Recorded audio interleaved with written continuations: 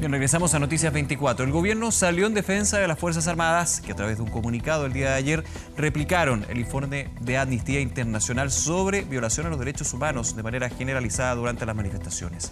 Desde la oposición cuestionaron la actitud de las Fuerzas Armadas y también del gobierno. Vamos a hablar de este tema, para eso nos acompaña Gabriel Gaspar, analista internacional y también ex subsecretario para las Fuerzas Armadas. Gabriel, muchas gracias por acompañarnos, bienvenido. ¿Qué tal, Nicolás? Un gusto. Vamos a comenzar con esto, hay otros temas, por supuesto, que vamos a estar comentando. Primero que todo, ¿cómo evalúa usted lo que fue la respuesta de las Fuerzas Armadas en un comunicado bastante inédito, todas las Fuerzas Armadas en una declaración pública el día de ayer, y por sobre todo también la respuesta el día de hoy del ministro de Defensa, Alberto Espina, que fue extremadamente crítico a lo que fue el informe de Amnistía Internacional y de hecho habló de un informe falso?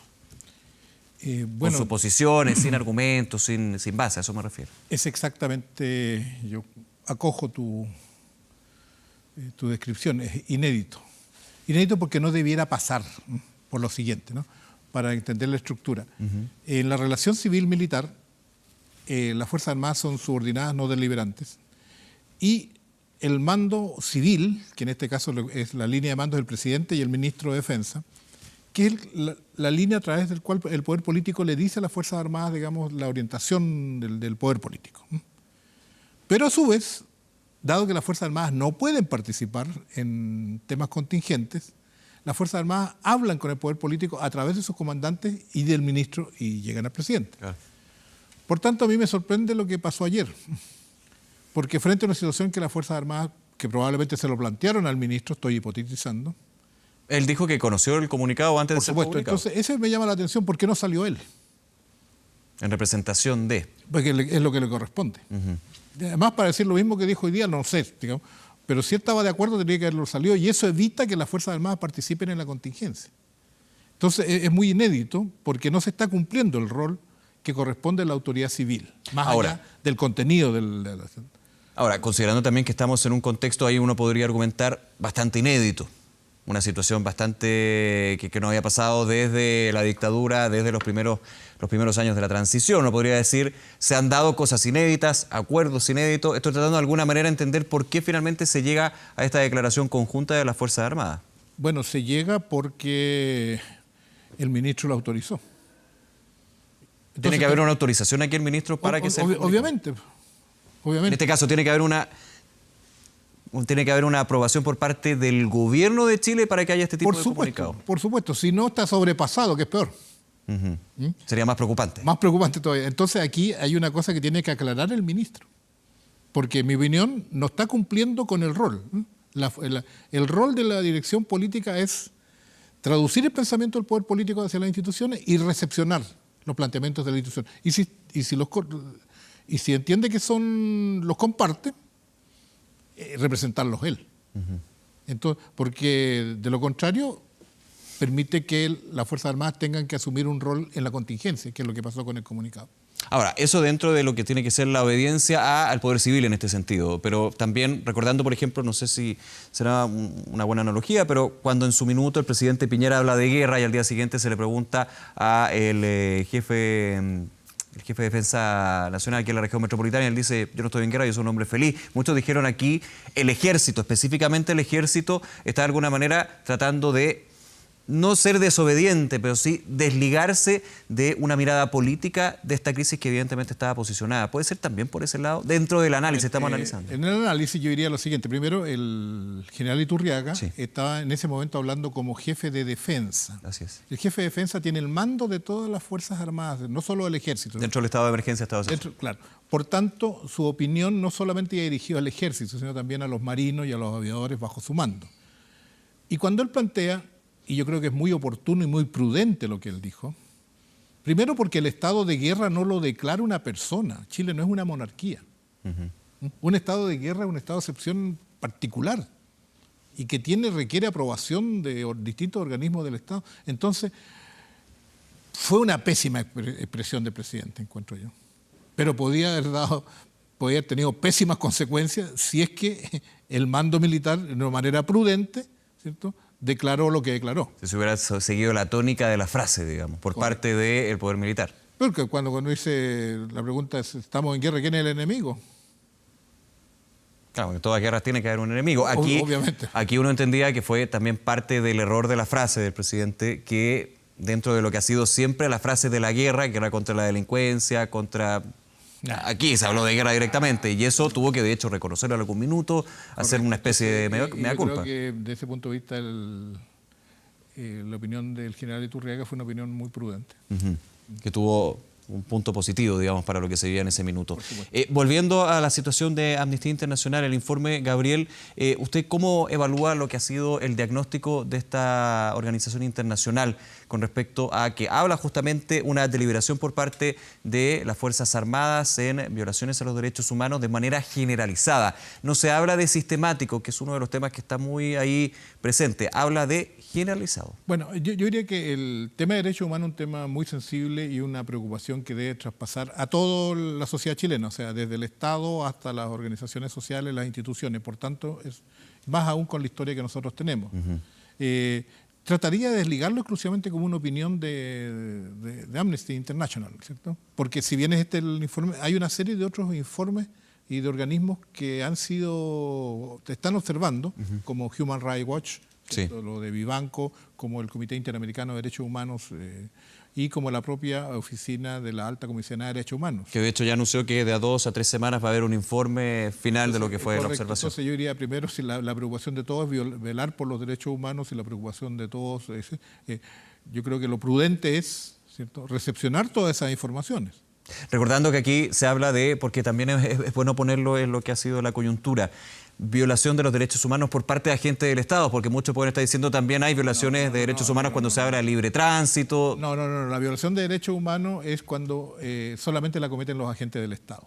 Cuando un particular comete un abuso con otro, ese es un delito. Ese es un delito, para hacer ahí la diferencia. Claro. Lo que pasa es que es importante eso, porque en toda esta discusión y en un país que está polarizado en este tipo de casos, se habla, bueno, pero la violación de derechos humanos también es, por ejemplo, lo del libre tránsito. ¿Por qué el tema de agentes del Estado, la nomenclatura? Son historia acá. No, pero eso es muy preciso en la legislación internacional, sí, vamos, en la práctica, porque el Estado tiene la obligación de velar por el cumplimiento de los derechos humanos. Esa es su responsabilidad, y de la ley y de toda la institucionalidad. Entonces, que el Estado use su fuerza y su organización para violentar los derechos de la población a la cual debe proteger, eso es lo que se denuncia. Y eso fue súper claro en los años, ¿cierto?, que tuvimos acá asiagos, cuando agentes del Estado desaparecían gente, cuando la justicia no recibía ningún recurso de amparo, cuando desaparecían gente o eran víctimas de apremios ilegítimos, vulgo torturas. Eso es violación. Cuando una persona asalta a otra y le pega y lo maltrata o incluso lo daña, lo hiere, está cometiendo un delito. Lesiones graves, intento de homicidio, para eso está el Código Penal. Pero uno supone que el Estado, a través de las policías, las Fuerzas Armadas, la justicia, protege a la población. Gabriel, me quedo también con una frase dicha hoy por el ministro de Defensa. No hay derecho a que se les ofenda a las Fuerzas Armadas. ¿Qué opina de esa frase en particular? Bueno, yo no quisiera personalizar, nunca es bueno personalizar, digamos, ¿no? Pero creo que me reitero lo que dije inicialmente. Si la autoridad civil respecto a las Fuerzas Armadas considera esa opinión, pues que la diga personalmente, que asuma su rol, ¿cierto?, de conductor civil de la defensa. Ese es el rol de las autoridades de defensa. Y para eso hay que estar empapado en cómo funciona el sistema y la relación civil-militar en Chile. No siempre pasa eso.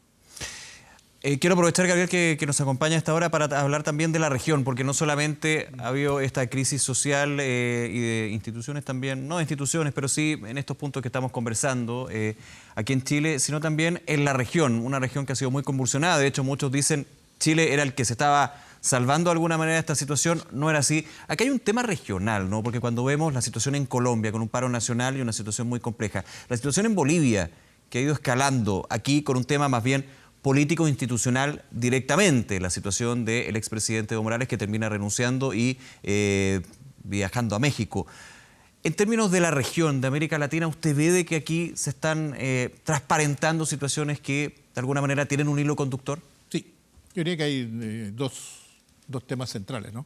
Uno, hay un malestar social que se alimenta por una situación económica el continente latinoamericano, es el continente más desigual que hay en la región, en términos de la distribución. Partamos por nosotros mismos para no criticar a nadie. Nosotros hemos aumentado nuestro Producto Interno Bruto del 90 hasta hoy. Sin embargo, la distribución de los frutos de ese crecimiento no ha sido igualitaria. Una parte importante de los chilenos ganan menos de 550.000 pesos al mes. Solo un 1 punto y tanto gana arriba de 3 millones de pesos. De hecho, el sueldo medio aquí es de 400.000 pesos aproximadamente. Correcto. Entonces, pero esto se da en el marco de un crecimiento económico. Entonces la gente dice, bueno, yo produzco, yo trabajo, todos se benefician, la publicidad nos muestra un mundo de maravillas, viajes, consumo, autos, celulares, etcétera. Pero yo no puedo acceder con mi sueldo. Y entonces la única forma de acceder es endeudándome. Entonces nosotros tenemos una tasa de endeudamiento que compromete varias veces los sueldos, el volumen de la deuda, e involucra varios meses de sueldo de la mayoría de los chilenos. Y eso genera angustia, genera incertidumbre, más todavía cuando en Chile no existe estabilidad en el empleo. El llegar a fin de mes no solamente se da acá. Claro, y lo peor que esto no solo es para el consumo de los celulares, los autos, los electrodomésticos, sino que también es para el ejercicio de los derechos básicos. Cuando yo necesito salud, educación o previsión, yo solo la tengo si es que tengo que pagar, si tengo dinero para pagarla. Y en este mundo de incertidumbres, que no sé si me van a pagar a fin de mes, no sé si voy a poder pagar la cuota, etcétera, hay una certidumbre que tienen todas las familias chilenas, y es que cuando se envejece, se empobrece. Y eso lo saben todos. Por tanto, en América Latina estamos viviendo una situación de malestar social que va unido a un descrédito de la política por los elevados grados de corrupción, de los cuales tampoco nosotros somos una isla. Entonces, ante eso la sociedad está moviéndose porque, y se hace más evidente esto, dado que sufrimos hasta hace muy poco, no sufrimos, experimentamos el boom de los precios de las materias primas. Sí. Entonces, que generó muchos recursos y el Estado pudieron desenvolverse con muchos subsidios. En el descrédito de la institución uno podría decir que a nivel de América Latina se habla de esta frase quizás muy chilena, ya ahora, ¿quién me responde? Porque bueno, el Estado era el que me respondía y al parecer el Estado y la institución del Estado no me va a responder. Está muy cuestionada, sin lugar a dudas, y eso tenemos que asumir. Por ejemplo, yo creo que lo mejor que hoy día, la mejor forma de enfrentar desórdenes, estas protestas, incluso el vandalismo que uno ve, es dando respuesta a las demandas sociales, es escuchando a la población. No puede ser, ¿cierto? No puede ser la diferencia de sueldos escandalosas que hay en Chile. No solo entre los parlamentarios y la sociedad, también en las empresas. También en los canales, no vaya, hasta ahí no vaya. Un tema que se está trabajando. Don Gabriel Gaspar, como siempre, muchísimas gracias por acompañarnos. Nicolás, un gusto estar contigo. Que esté muy bien, hasta luego.